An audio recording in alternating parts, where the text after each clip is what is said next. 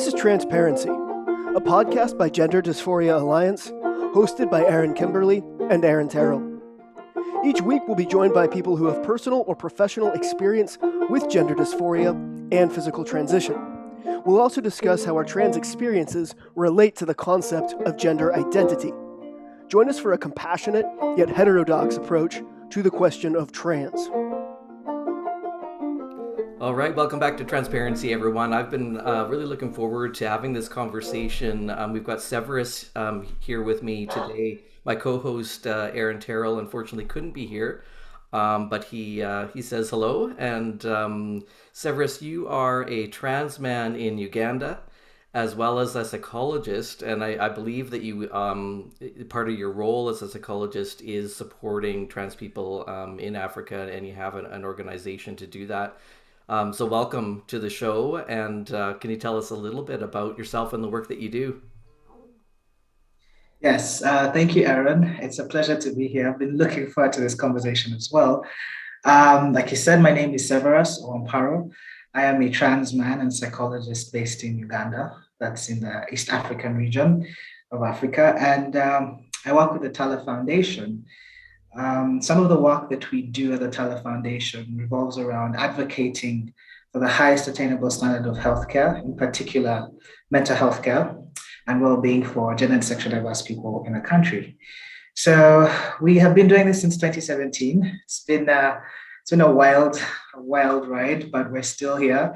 And we do this through mental health promotion, prevention and treatment of illnesses where they occur at a primary level. And we also do education around mental health, so some psychoeducation, both with practitioners on how to deal with gender and sexual diversity, and also within the community to kind of raise mental health awareness in the community.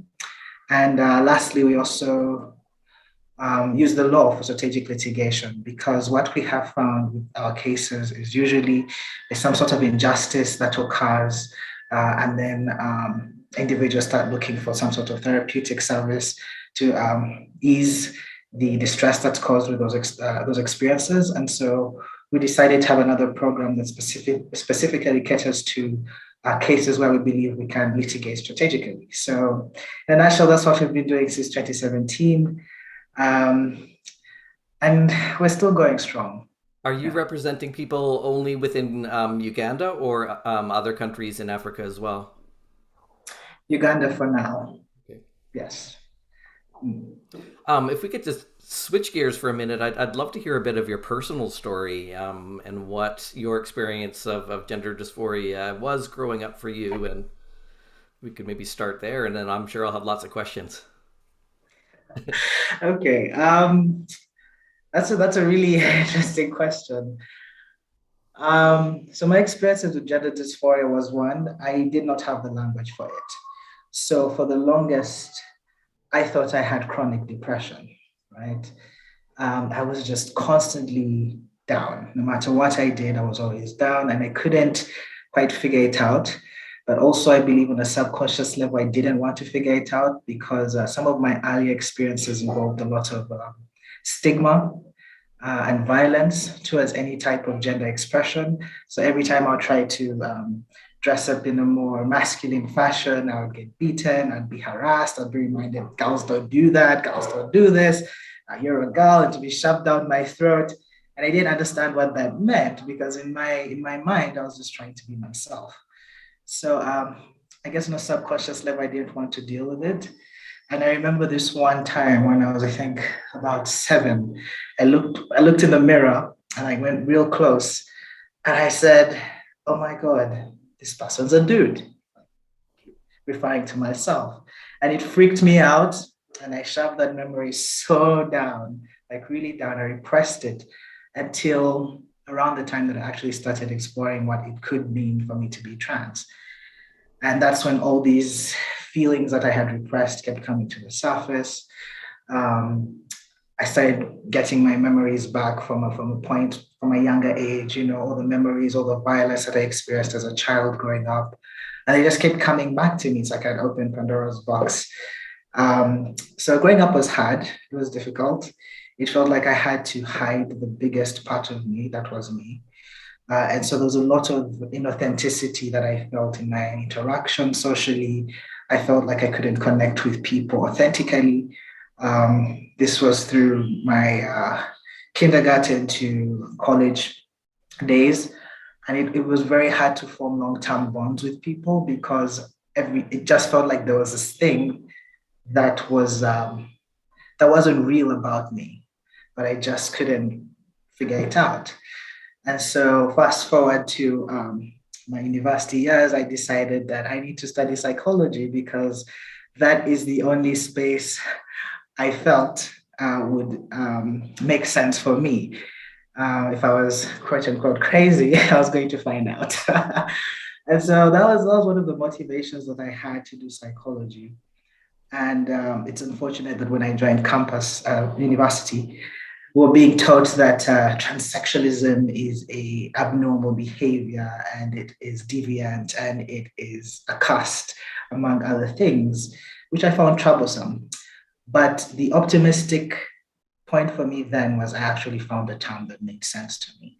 And that became my the beginning of my exploration of gender dysphoria, what it means. I started looking at other psychologists who may be aware of this. There weren't any at that time. So I mostly had to do a lot of research on my own. I spoke to other trans people who are in the community, but it was difficult to give out information because one, a lot of people were going on hormones without doctor prescriptions. They were also kind of just fumbling about and they didn't feel it was wise to tell people information when they weren't sure themselves. And so it was a lot of fumbling in the dark to figure it out. But the more I delved deep into the research, the more it made sense to me. I started to understand that, okay, actually what I'm dealing with is gender dysphoria, it's not depression. And I could have easily been misdiagnosed for the rest of my life if I had not figured it out. And so the more I explored, the more I talked to other psychologists, the more it started to make sense to me. Eventually, about should be 4 years now, I decided to come out, kind of go through the social transition first, of having talked to a therapist to explore what that meant. So the therapist wasn't also aware what it means to do with a trans person. They just asked me a few questions here and there. How do you feel about that? They didn't even suggest to me that I could be trans. It just kind of came out as, one of the things I thought I was dealing with. And so they provided a space for me to explore what that looks like. And because of my background and I really love the framework, where you get mental health care and then see how you socially transition, see how it works out for you before you go into any long-term changes. And so I did that for about a year. I had my social transition for a year. It was amazing, yes. With each step I took, it felt like I was one step closer to who I am, to my authenticity. Even when I was afraid most of the time, I was like, oh my God, what if it's not the thing? But the more I just let myself be and let go of all the background noise, so to speak, the more everything became clear. And then I started my medical transition and legal transition the next year. I went on hormones, and the moment I started taking hormones, I have never felt an iota of depression ever again. And so that for me was one of the aha moments where I realized, oh, actually, yes, this was gender dysphoria. And maybe the depression was a manifestation of not dealing with it. So, yeah, so I started my medical transition. I'm about 3 years in. I'll be 3 years this year. It's been great. I'm really enjoying my new body and my new form and how I'm perceived in the world. It's also a total flip because now I get to live in the world as a man, having been socialized female, and starting to recognize all the privileges that come with that, and the injustices that have happened before my transition, or getting a new lens to it. So yeah, I could go on and on about my journey. So I already have questions. Okay. So what, I mean, it sounds like from what you described that gender nonconformity isn't well tolerated because you mentioned that, you were beaten whenever you were dressing, in a more masculine manner. And so what is life like for gay and lesbian people who are gender nonconforming there? It's the same. So um, more or less the same or variations of my story. Some are worse, but the positive stories are a few and far between. But it's very dangerous to be a gender non-conforming person in the country. You will be discriminated. You'll face stigma. You'll be kicked out of your home, kicked out of your schools, kicked out of your employment as soon as your sexuality, even perceived sexuality, even if there's no proof, but you're just perceived as other. You will lose you lose your social networks, you lose so many privileges, your job, access to education. Some people are subjected to conversion therapy, which is attempts to cure sexual orientation and gender diversity in unethical ways. So there's no it's not ethical at all. It's corrective rape, for example, trying to pray away the gay, shaming and beating up gender and sexual diverse people, all in attempts to kind of, reorient them. So it's very dangerous. And the repercussions of being an out and visible gender non-conforming person it's terrible.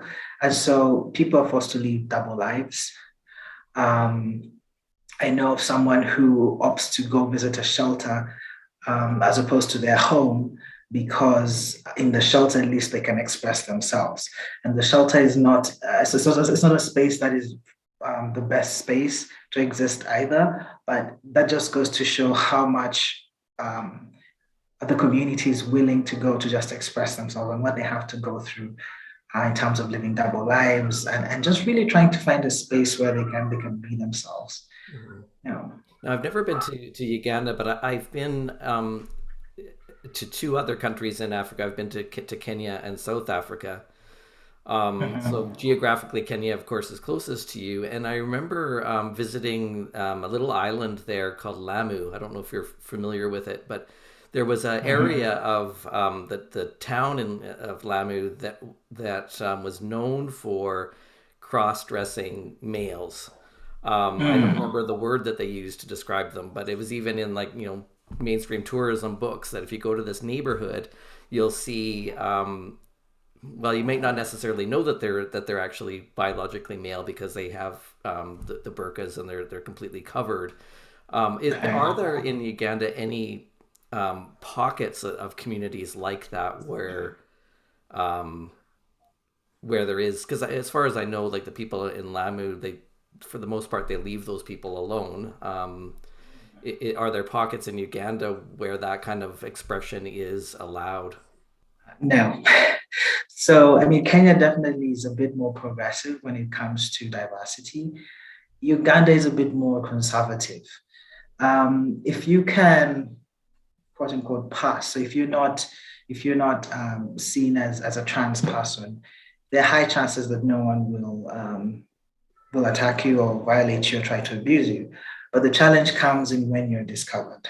And that's when mob violence could be enacted upon you. You can get kicked out of. We have so many cases of people being kicked out of their homes and their families. We don't have pockets, so to speak, that this is a known area where this happens. But what we do have is we've had community organizing for the past 12 years, and it's growing. And so a lot of community members find solace in different civil society organizations or different initiatives that start up from the community themselves to kind of create spaces for interaction, spaces for thinking, so thinking spaces to strategize on what a collective movement could look like.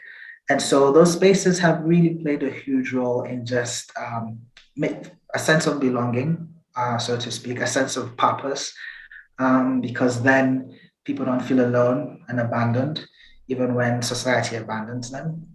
We used to have a few gay bars, but those were raided in the past 2 years. We've had also police crackdowns on social events for LGBT people. We've also had them cracking down on shelters, so shelter homes that are harboring LGBT people who are homeless. Police has been raiding their homes, which has not been, and there've been arbitrary arrests. So we don't have specific pockets where we can say, oh, this part of Uganda, people are known to be, for example, cross-dressers or gay men or trans women. No, we don't have those spaces. However, every now and then we'll get a rare occasion where the village will have this one trans woman or this one trans man that they know. And they use the local language to say, that one is just the way they are. And we accept them. So there are those, it's not a community thing. It's usually a rare, small section of a community in a remote rural area that has grown up with this person, and they have more liberal thoughts around life because they're not.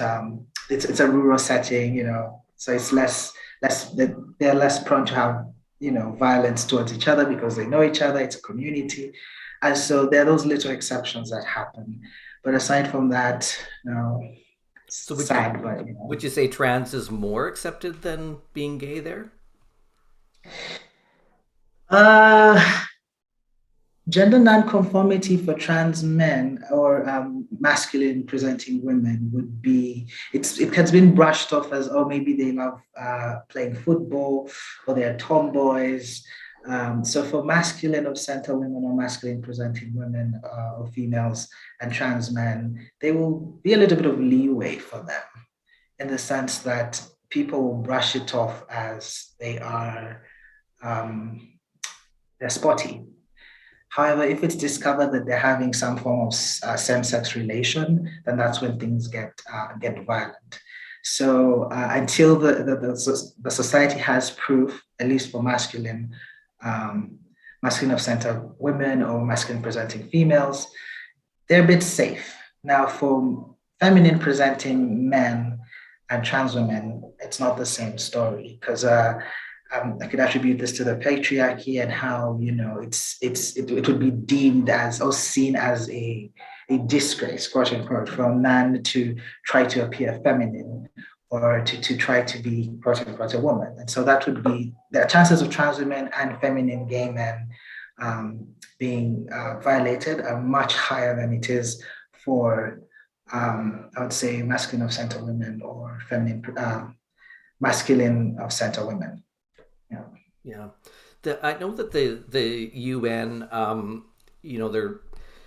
they're implementing this what they call like the gender identity framework, and they're trying to implement that throughout the world as a social justice model, which is based on queer theory ideas. The report that they released is saying that gender identity framework is improving the quality of life for gay and lesbian people throughout the world. And I think the reason why that might be is related to what you're describing, that in many places in the world it's not safe to be a gay or lesbian person, certainly not just a naturally gender non-conforming gay or lesbian person. So it sounds from what you're describing like your quality of life having transitioned and presenting as male has made you somewhat safer and improved the quality of life where in the context in which you're living. Because am I correct in saying that? Yes, definitely. My quality of life has improved because one, I no longer face the challenges I faced before. Because I know I mentioned earlier that, the chances of experiencing violence as a masculine presenting gay or lesbian, lesbian or woman are low, but they're still there. It's very real. The violence is still very real because it takes just it's the tiny things, like if you're a masculine presenting woman walking with another woman, that could easily make you a target of violence. So you particularly only find safety, for example, in sports circles or and outside of those sports circles, you'd still have to deal with society. And so the possibility of experiencing violence is also, very real. But post-transition, I can say, I think even 2 months into my transition, 3 months in, no one was questioning my gender, no one was questioning my sexuality. Yes, I was living, I'm in a safe space. However, I can't say that it's entirely safe because the moment I am discovered to be a trans man, that comes with its own issues of safety. I still face the possibility of having some form of corrective therapy, mob justice, mob violence, um, being arrested on the accounts of impersonation. And so it's to say that my quality of life has improved. It's kind of tough to answer that one, because has your quality of life improved if there's still a very possible chance or real chance of you experiencing violence? There's that. It's a real fear. It's a real fear. But at the same time, yes, until I'm discovered as a trans man, or until it's public knowledge, as much as I'm as visible as it gets, but I'm also very private. I am safe, so to speak, but the safety is fickle and it's very fragile, and it takes just a moment for that to all disappear. So it's a bit of a double bind there.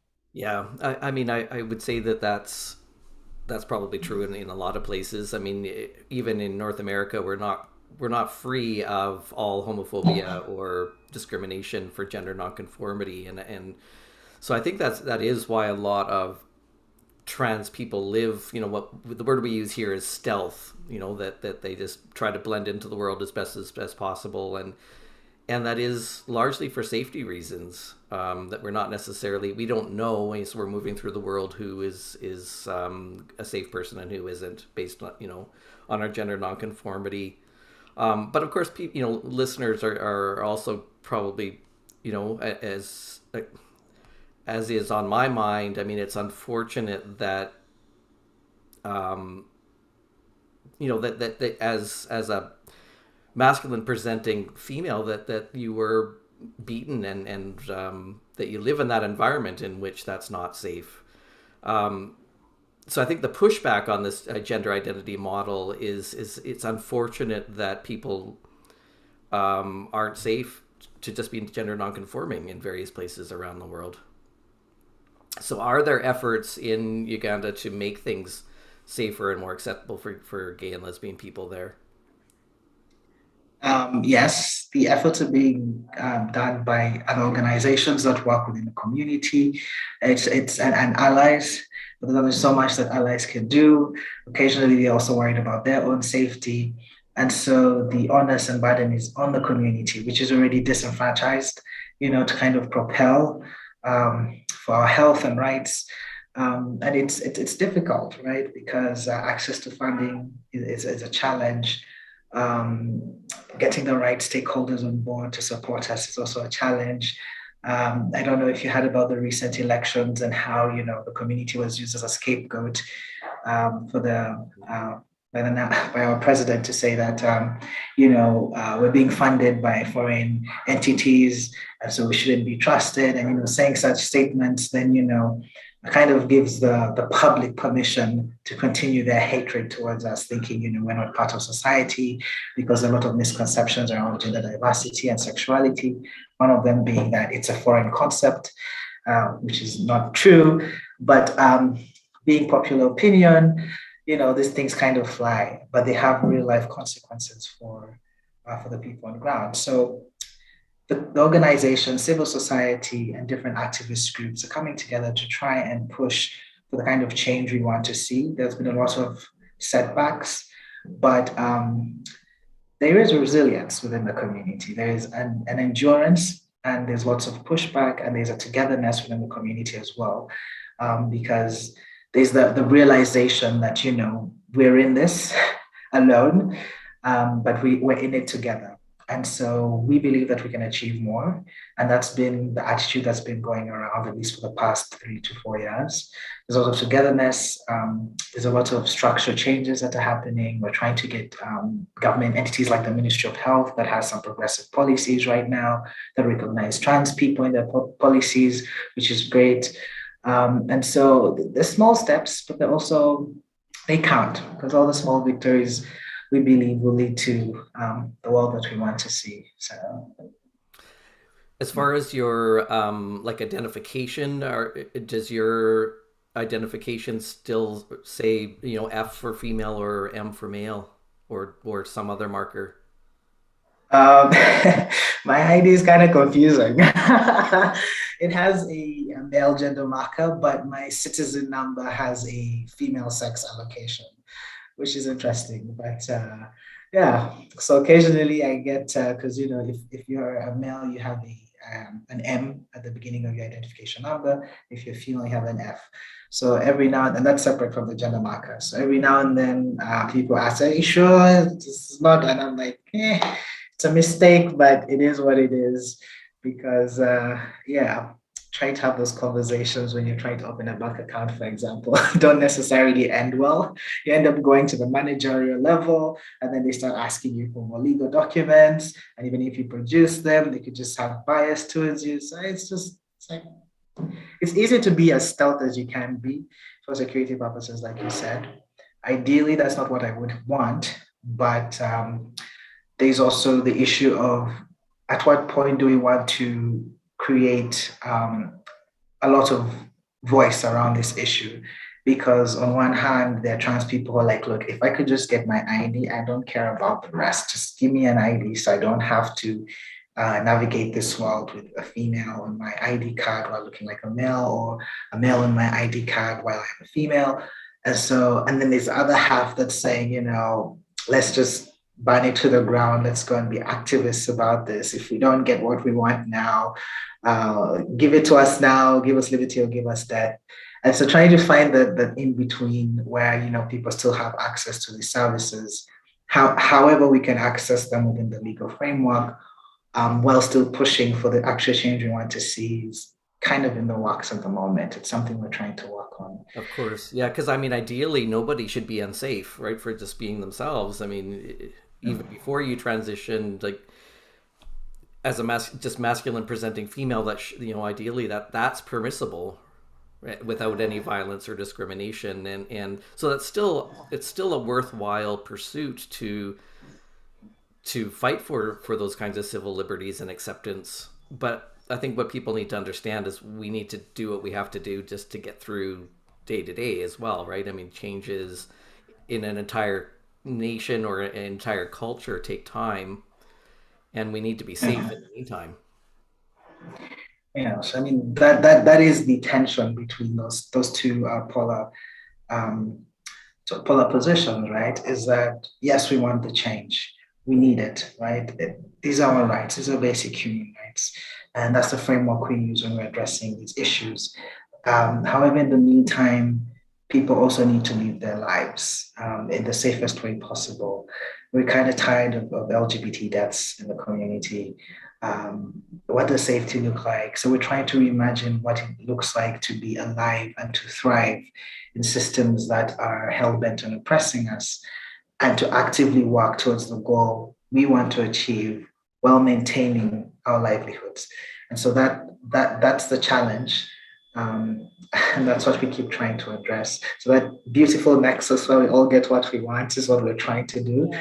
It's tough, but we don't stop trying. Yeah. It is tough. I mean, of course, we don't want a world in which every gay and lesbian person has to transition to the opposite sex in order to be safe. So yes, no, no, yeah. And hopefully that's not the narrative we are pushing, because diversity should be just that, right? And it should occur how it occurs. And I'm one of the people who believes that it's not a one size fits all. Medical options are there for those who need them, but I also strongly believe that if society was tolerant, then people would not have to think about, medical interventions as a form of safety. Rather, it would come from medical interventions from a point of need and necessity for one's healthcare, right? And so, yeah, I really wouldn't want people to go through any drastic changes just to be safe. And that's why the social change aspect of the work that we do is also very important. It's fantastic that you're involved in doing that work. I'm surprised your government allows you to change your gender marker. I mean, just based on what you're describing as being so conservative and not tolerant of gender diversity, it surprises me that they let you change the gender marker on your ID. Was that a difficult process? It wasn't difficult because for starters, we don't have any trans legal framework, right? So we don't have a legal framework that is specific to um, trans needs. So, what if I ask myself, what's the process that I need to go through legally as a trans person to get these changes? There is none. However, within our legal provisions, there is space to change your particulars, right? And in that space, depending on how you're perceived by the person who's going to stamp your papers, it is quite possible to change your particulars. There is a framework for intersex persons, but there is none for trans persons. And if I'm not mistaken, it has a kind of age limit to it, I think. So there are a bit of challenges there as well. So some of the work we're doing is to kind of talk to other intersex organizations and people to see, okay, how can we use what's already there to kind of develop something that's a bit more comprehensive, so that for example, I exist in a blurry space. Yes, legally I am legally male and I've used the legal processes as is, but there is no specific legal mechanism for trans legal changes that need to be had. And so that could go either way. The government could decide, okay, we're going to validate your ID on the basis that we don't have a trans legal framework, or they could say, actually, the framework is there. We just need to adjust it to make sure that the specificity of trans issues is included in the already existing framework. So it's a bit of a blurry space, and so the other thing that helped me is that I'd already started my medical transition. So if I walked into the space as a perceived female, asking for my particulars to be changed, I would be kicked out. I'm pretty sure of that. It would not have happened. So the medical changes really did help. So with regards to my ability to get my national ID. Okay. Are you familiar with what other countries in Africa are doing and how they're managing that? I am somewhat familiar with what South Africa is doing. They're a bit more progressive. They have legal frameworks for trans recognition, and we're trying to have conversations with them to try and understand how we can push for that as well. I'm not so sure I think Kenya is also a bit more progressive. And so we could definitely learn from them as well. So I know Kenya and South Africa are definitely more progressive. However, they also have their own challenges that they're working on. But I'm very hopeful. And so I believe we can learn a lot from them and how they've managed to address this. I remember different cultures are so different. And, one of the things I noticed in Kenya was seeing men openly walking down the streets holding hands and stuff. But I was told that wasn't necessarily because they were gay, but that it was just socially acceptable for men to show each other affection in public there. So it's just interesting how different things are permissible in different cultures. Definitely. We have a heavily religious society. And so even what would be considered as cultural, it's kind of put at the background. There's culture at the background, and then religious thoughts at the foreground. So even if we have cultures that are more tolerant of gender diversity and sexual diversity, it's not something that would be open knowledge, because in doing that you would join the minority. And culture is not we don't heavily, I would say, in my opinion, we don't heavily appreciate the depths of our cultures, because the religious space has kind of pushed that to the background. It's been given negative connotations, like witchcraft. What was seen as cultural and tribalistic rituals are seen as witchcraft. And so because of that, there's a lot of negative connotation around culture. So even if there is sexual diversity and gender diversity in some of our cultures, it's not something that would be openly spoken about or something that would be celebrated because of the religious foreground of our thought processes. I mean, one of the things that's happened here in North America is, we made a lot of progress as far as lesbian rights and gender nonconformity and trans as well as a treatment for gender dysphoria. But it seems like we're sliding backwards because it's like too much of a good thing. Like the queer theory has created some problems for us here. Because when we were in a similar position that you're describing, that changing our gender marker on our ID and becoming legally the opposite sex was initially about our safety. It wasn't safe for us to move around the world and constantly be outing ourselves every time we needed to show our identification. And but it's creating problems for us here and a backlash against the LGBT because we've taken it too far to such an extreme that I mean, I'm well aware of the fact that I'm not biologically male, and that's not something that I've ever been confused about. That having my gender marker on my ID was about safety, not because I actually believed I was male and biologically and in every sense. But it's caused problems here, especially for women and women's safety and women's fairness. In things like sports. I mean, biology in very specific certain circumstances, biology is important. I mean, men on average are bigger, stronger, faster than women and have an unfair advantage biologically. So it's causing a lot of friction here because we have no way of protecting the rights of trans people in a way that isn't infringing on the rights of anyone else. And that's the big problem that we're going to have to solve in the coming years. And I don't know what that's going to mean exactly, whether that's a change on our ID somehow that's so that we still have a way of recording our biological sex somehow on medical records and things like that. And it seems to be mostly the result of queer theory that a lot of people have taken things too far. So it's hard to get that balance right of balancing your safety and the ability for you to be safe and move through the world and feel comfortable and as yourself without causing a backlash. True. Very true. I've been privy to some of the conversations that have been happening, at least from more developed countries. And I've heard about the backlash, especially in the sports space. And it's one of those things for me where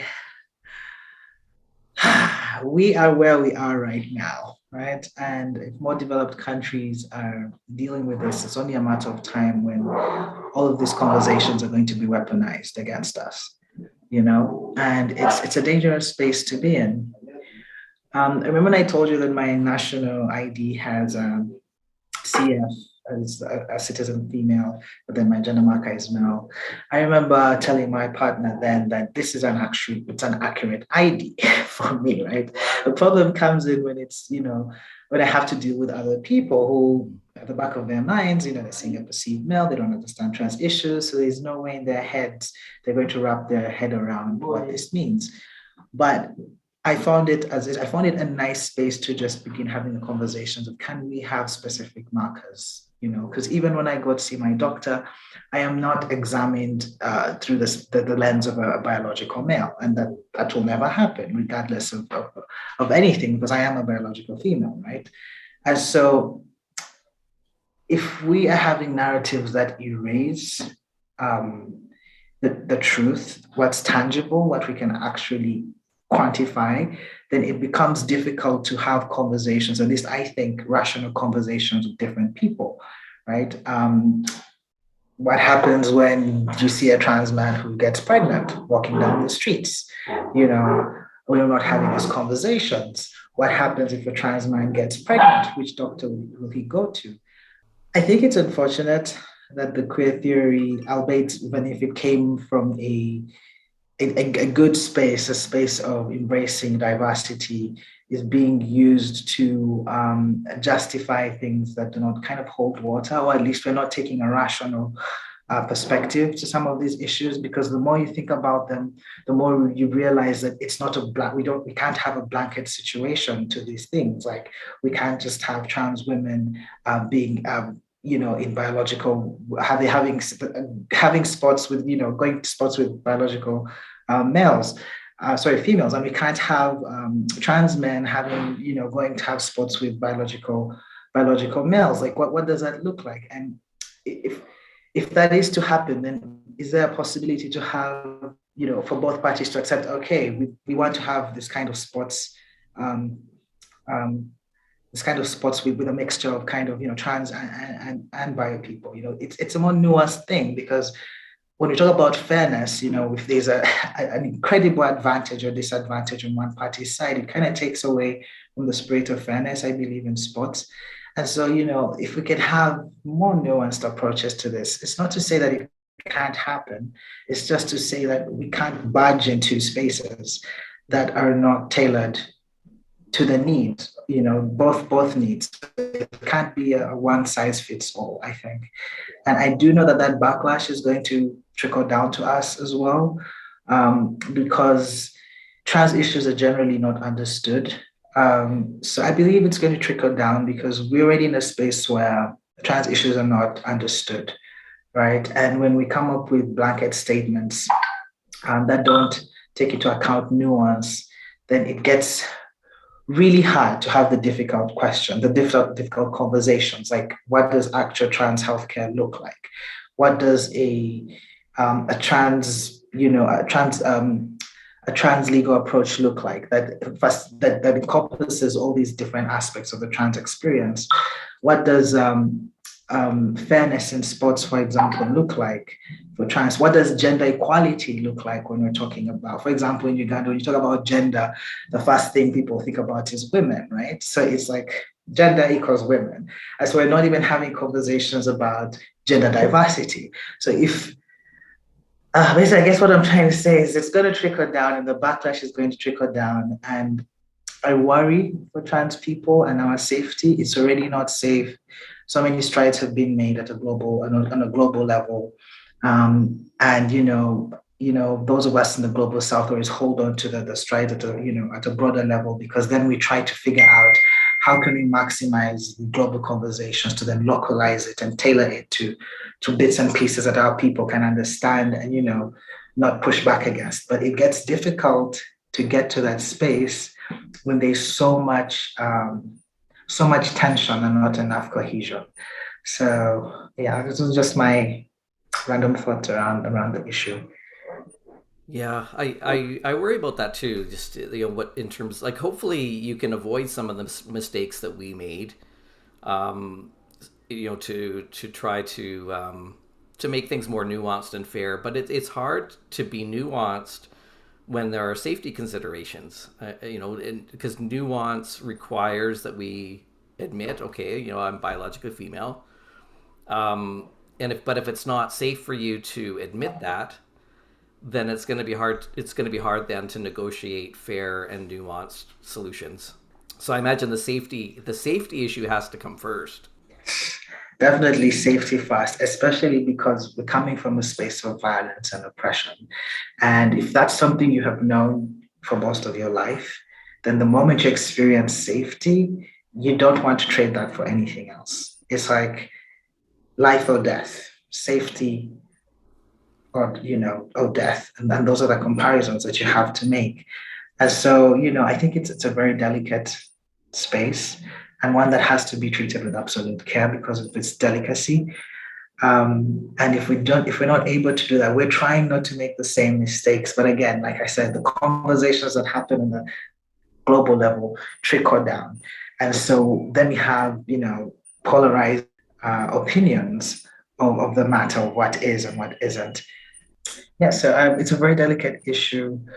And definitely Nuance has to take into account the environmental factors, social factors, health factors, individual factors, and what that looks like to really integrate in society, grounded in truth, grounded in truth and reality, and something tangible that we can measure and quantify.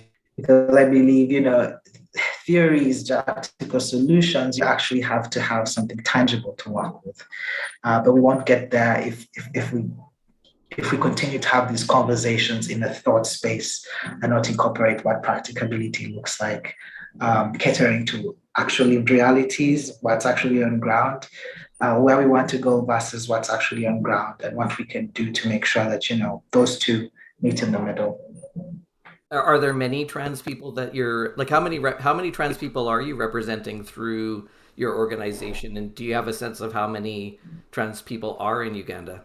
No, we have a sense of how many gender non-conforming people are there, but it's difficult to know how many, for example, are transsexuals, and then I use that specifically to mean those who require, need, and will have medical interventions at some point in their lives, vis-a-vis those who don't, I guess, would exist in the more transgender umbrella space, vis-a-vis those who are questioning, vis-a-vis those who are just expressing who they are, who don't necessarily even, consider it a gender non-conformity situation.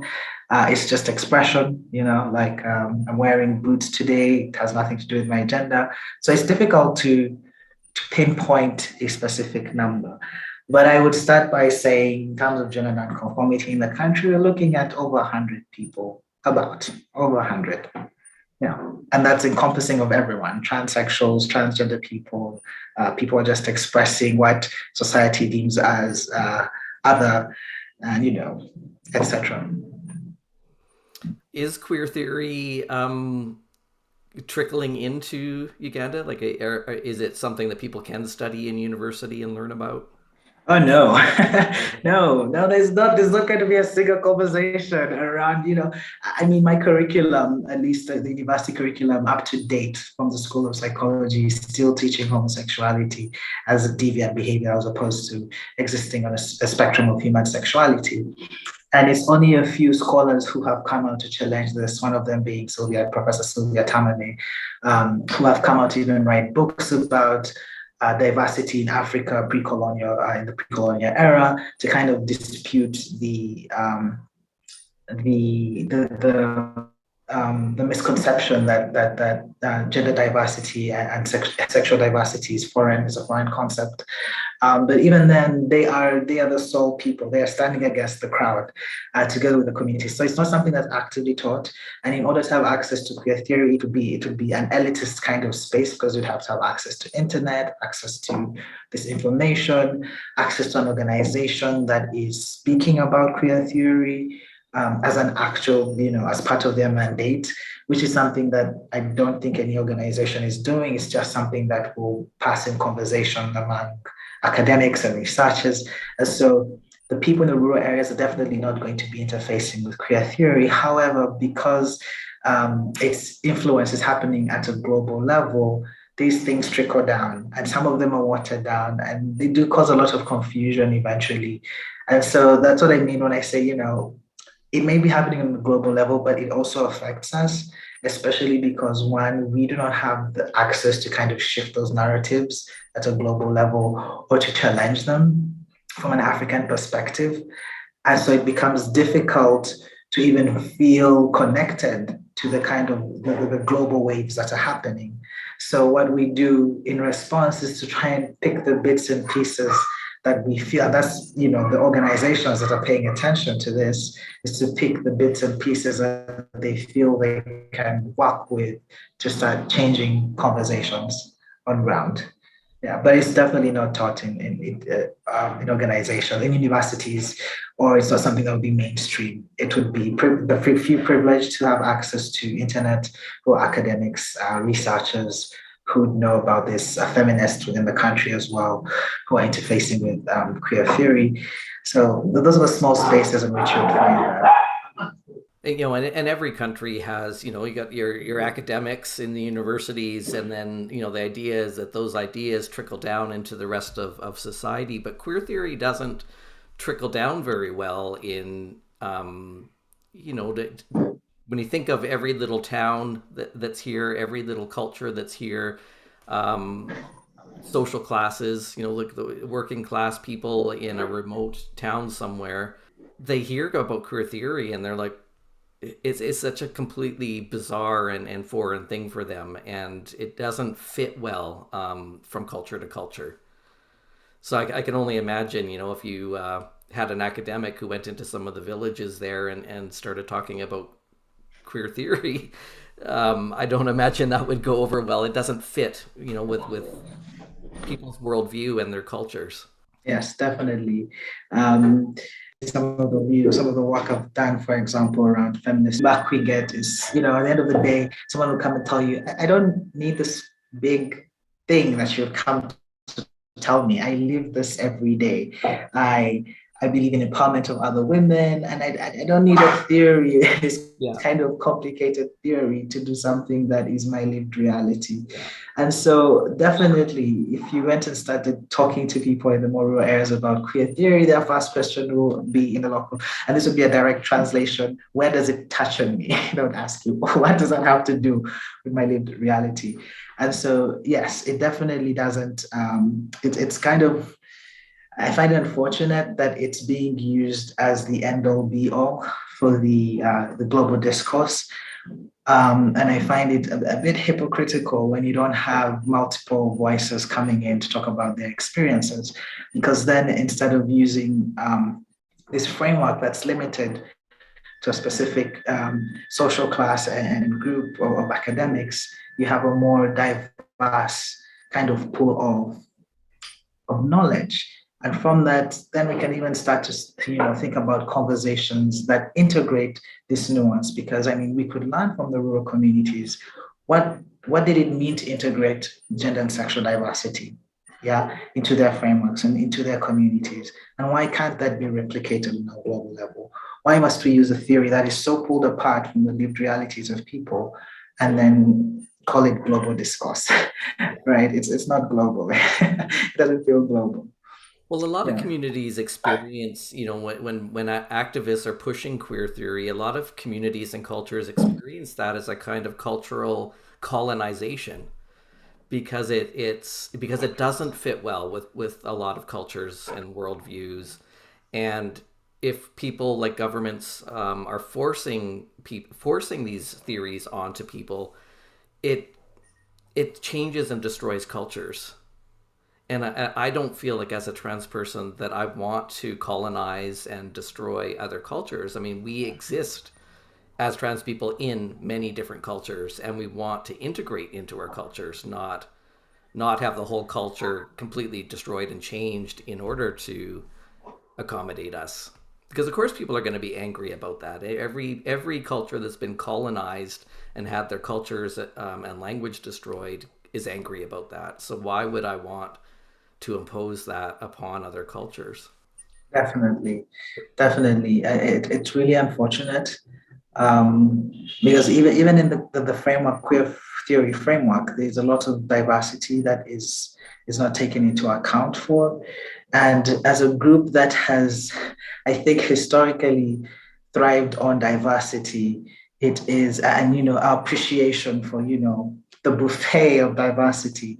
It's unfortunate that we're now trying to cramp up all this beautiful spectrum into something that is more palatable, and the question is for who and why, and I don't think we're answering those questions deeply enough, because if it's for us, then it should reflect that, but it doesn't. So the question then is, who is it for and why? Because if it's for the betterment if the goal is the betterment of trans lives, then that's not what you're achieving, by trying to become more palatable, or to say, this makes more sense for us, and so we're going to lump everyone under it. So yeah, I think it's a great disservice for sure. Yeah, I agree with you. It's I think it's one of the biggest mistakes that we made and are continuing to make here in North America is really framing all trans identities as being about queer theory and pushing queer theory onto the world. It's causing more harm and more backlash than it's been worth. So I'm really happy to hear that you have a much more nuanced and realistic perspective on it. I think that'll serve Uganda well as you continue to work on creating space and diversity for yourself. Thank you. Do the best we can. Um, How large is your organization? Is it just you, or are there others working with you? I have a team of 5 people. We're always hiring volunteers from the community. We're very deliberate about hiring from the community. So one of the things we also say is, you don't have to be a chief professional. You just have to be willing to work, because it's part of our it's kind of part of how we give back to the community. If we can grow with the community, give them the skills they need in the organization, then they'll be better for it. Like I mentioned, getting employment as a queer person is hard, especially in the space where you want to express yourself, be seen, be heard, be valued. And so, we're very intentional about making sure that the people we hire come from the community. So we're 100% LGBTQ led. Um, Besides some of our board members who are strong allies of the community, but I would say 90% of our team is LGBT led. Yeah. As far as the medical parts of your transition, was it difficult to access hormones and surgeries there? Yes, I had to do lots of research. Had to educate my doctor, which was not it's not good. You don't want to educate your doctor. You want your doctor to kind of know, and at least you expect a mutual kind of experience. But they were kind enough to say, "Hey, I don't know," and they're honest. I don't know as much, but I'm willing to learn. And so we walked the journey with them. At the moment, we put them in touch with gender dynamics. They have these trainings for healthcare professionals where they train them on how to treat trans people, what to do and what not to do. And so now if we get someone who is willing to learn from the healthcare space, we just, funnel them into more spaces where they can learn more. And this is all based on, my personal experience with trying to reach out to healthcare professionals, getting a lot of backlash, a lot of, negative comments. But eventually I got a few who are willing to work with the community, open to it. And so it's a walk, we walk with them. So we walk the journey with them. So it was difficult to get access to hormones, but eventually I did. I got a prescription. I had my surgery in Uganda as well. And I think I'd be the first trans man to have the surgery in Uganda, as far as I'm concerned, because prior to that, all the trans people before me had to move to Kenya, had to go to Kenya or to other countries to have their surgeries. And so that for me was a pivotal moment, because then we start to have conversations around making healthcare more accessible. So it was hard, but I was equally determined. So yeah, and I have a great social space of friends and chosen family who have supported me the whole way. So that's why I consider myself really privileged. And so I just, I want to use my privilege to open more doors, regardless of the backlash I might face. Yeah. What does you mentioned chosen family? What does your biological family think of all of this? I'm not sure they know, but they could know. It's a small country. I was kicked out at a young age. I was just as a young adult, and so I had to kind of figure out. I was given terms and conditions to have access to my education. I had to go through conversion therapy, which was weird, from a counselor, and it was ironic because I was trying to get into the field of mental health. And so it was a difficult situation back then. So I cut ties with them, because, like I mentioned, I'd experienced violence at the hand of my family. It was impossible biological family, it was impossible to express myself. I felt like a creep the whole time, like weird. There was really no space to be myself. And so I cut them off intentionally. So that was my decision. We were on semi-speaking terms, but then eventually it was not good for me. It wasn't great for my mental health. It felt like I kept going back to my abuse as some weird kind of Stockholm, right? And so I couldn't do it because I always felt terrible afterward. I felt undervalued.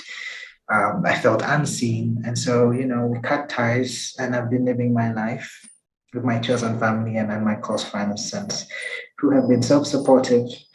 Um, Even those who were like, I don't get it, but I love you, and that's enough, and that goes a long way for me. It went a long way. I didn't need to be validated. I just needed to be given space to exist. And so that's the grace I have been given for my chosen family and my social support. Yeah. It's wonderful. I'm glad you found that chosen family, and that you feel well supported by somebody. That's the most important thing, right? Is that we have community and experience love and support from other people. Definitely. Goes a long way. It does. Yeah. Yeah, I mean, your story is amazing. And thank you so much for agreeing to come on and talk to me and share this piece of your life with our audience, our viewers, and it's been a pleasure to meet you. Thank you. Thank you for having me. It's been an honor to be on this space. I am very happy. I'm proud of the work that the Gender Dysphoria Alliance is doing. I am one of your fans, big fans. And I find it I find what you're doing powerful, because you are speaking against the norm, and you're trying to bring rationale back into a space that I feel is kind of all over the place, and not really trying to have actionable goals that can be met, that are realistic, um, and measurable and attainable. And so I'm really happy that you created this space for me, and I'm so proud of the work that GDA is doing. And I really am rooting for you. I'm rooting for you. I really am. And thank you for having me. Thank you so much. That feedback is wonderful to hear. And I hope that the work that we're doing here will help prevent some of the trickle down backlash for you and those like you. Like, we need to solve our problems here so that they don't get used against you as you're trying to build some kind of space and infrastructure for yourself in other places. So hopefully, because what we do, we are a whole global community, right? What we do here, it does impact what happens elsewhere in the world. So thank you for that feedback. Thanks for joining us for this episode of the Transparency Podcast. If you enjoy our content, please help out our algorithm by hitting like or subscribe. If you'd like to make a donation, follow the link to our PayPal account.